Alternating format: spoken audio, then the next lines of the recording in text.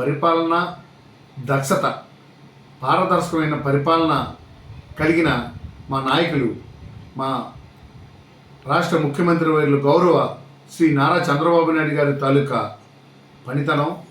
ఎందుకంటే ఫాలోఅప్ చేయడం కానివ్వండి, ఏదైతే మనం ప్రపోజల్ పెట్టామో ఆ ప్రపోజల్ పెట్టి వదిలేయడమే కాకుండా ఆ ప్రపోజల్ వెనకాతల పరిగెడుతూ ప్రతిసారి కూడా వారికి గుర్తు చేస్తూ ఇచ్చే వరకు కూడా మనకి ఈ ఉత్తరాంధ్రకి ఈ సౌత్ కోస్ట్ రైల్వే జోన్ వచ్చే వరకు కూడా పోరాటం చేశారు. కాబట్టి ఎంతోమంది తాలూకా సుమారు సుదీర్ఘ ఒక 50-60 సంవత్సరాల పోరాటం తర్వాత మనకి ఈ రైల్వే జోన్ దక్కుతుంది అంటే అది క్రెడిట్ కేవలం ఏంటంటే కూటమి ప్రభుత్వం చీఫ్ మినిస్టర్ అయిన శ్రీ గౌరవ నారా చంద్రబాబు నాయుడు గారికి, అలాగే ఎంపీ శ్రీభరత్ గారికి ఈ యొక్క ఘనకీర్తి దక్కుతుందని చెప్పి మీకు మీడియా ద్వారా తెలియజేస్తా ఉన్నాను. అలాగే ఈరోజు మన పరిపాలన చేస్తున్న పాలకులు అభివృద్ధి వికేంద్రీకరణ అంటే ఏమిటని అన్నది చూపించడానికే ఇది ఒక నిదర్శనం.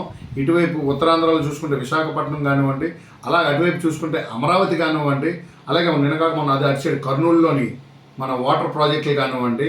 ఎందుకంటే మనిషి ఎప్పుడైనా సరే బతకాలి అని అంటే మనకి పంట కావాలి, ఆ పంట పెరగాలి అని అంటే మాత్రం నీరు కావాలి.